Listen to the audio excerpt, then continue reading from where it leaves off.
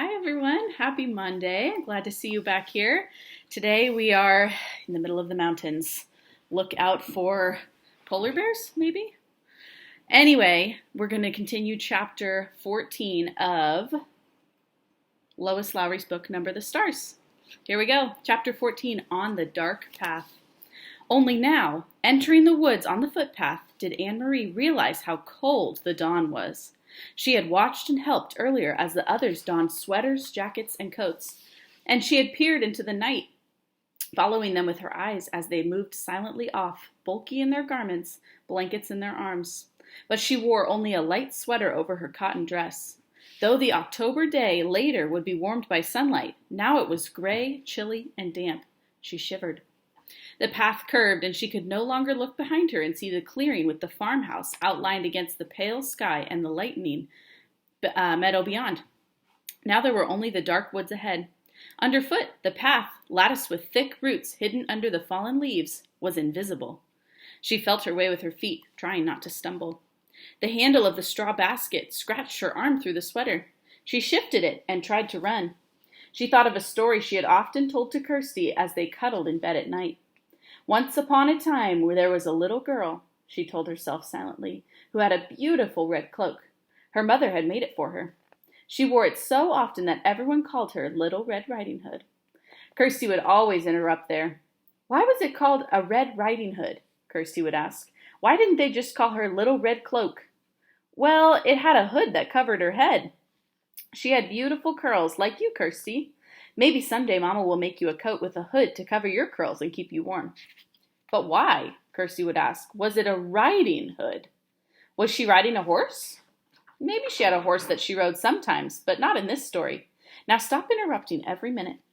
Anne-Marie smiled, feeling her way through the dark, remembering how Kirsty always interrupted stories to ask questions. Often she just wanted to make the story last longer. The story continued. One day the little girl's mother said, I want you to take a basket of food to your grandmother. She is sick in bed. Come, let me tie your red cloak. The grandmother lived deep in the woods, didn't she? Kirsty would ask. In the dangerous woods, where wolves lived. Anne-Marie heard a small noise. A squirrel, perhaps, or a rabbit scampering nearby.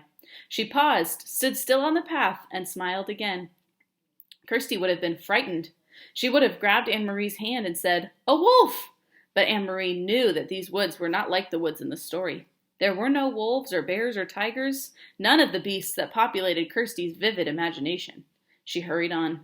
Still, they were very dark, these woods. Anne-Marie had never followed this path in the dark before.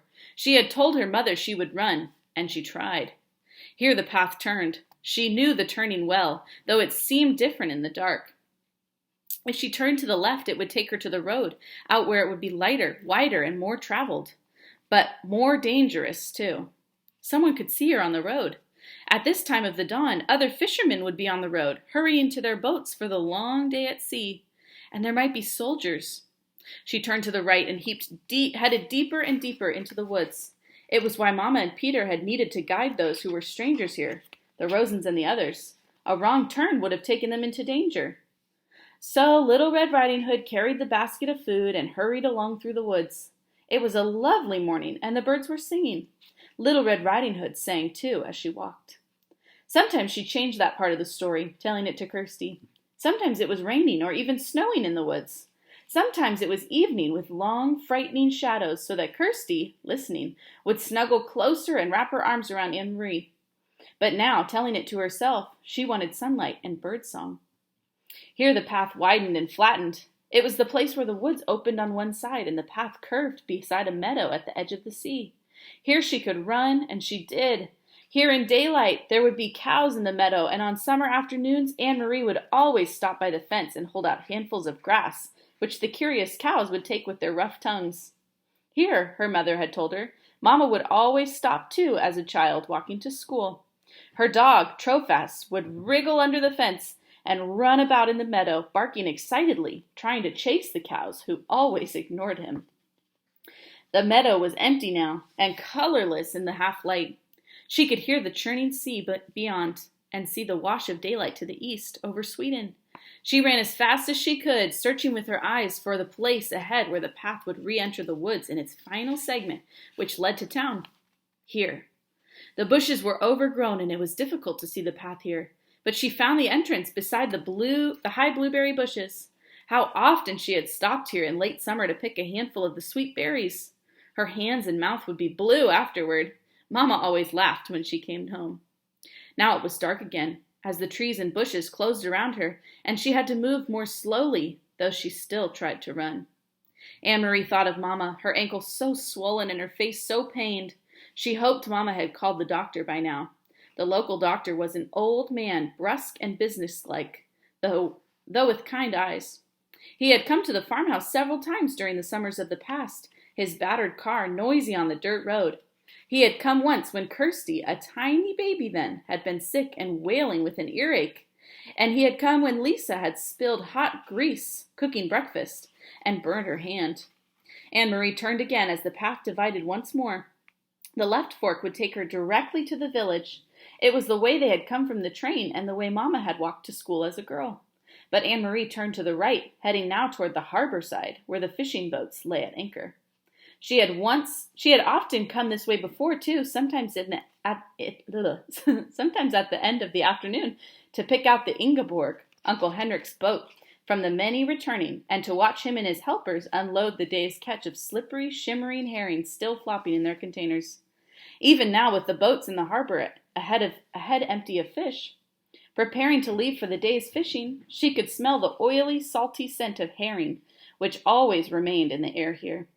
It wasn't far now, and it was getting lighter. She ran almost as fast as she had run at school in the Friday foot races. Almost as fast as she had run down the Copenhagen sidewalk on the day that the soldier had stopped her with his call of "Halt!"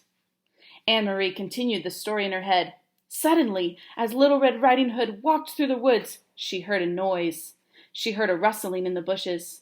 "A wolf," Kirsty would always say, shivering with fearful delight. "I know it's going to be the wolf." Anne-Marie always tried to prolong this part, to build up the suspense and tantalize her sister. She didn't know what it was. She stopped on the path and listened. Something was following her in the bushes. Little Red Riding Hood was very, very, very frightened.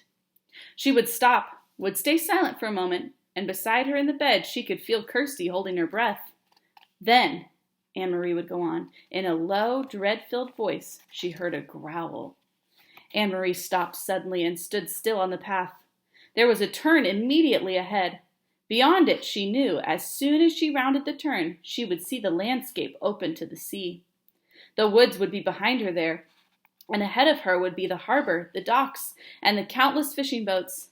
Very soon it would be noisy there, with engines starting, fishermen calling to one another, and seagulls crying. But she had heard something else. She heard bushes rustling ahead.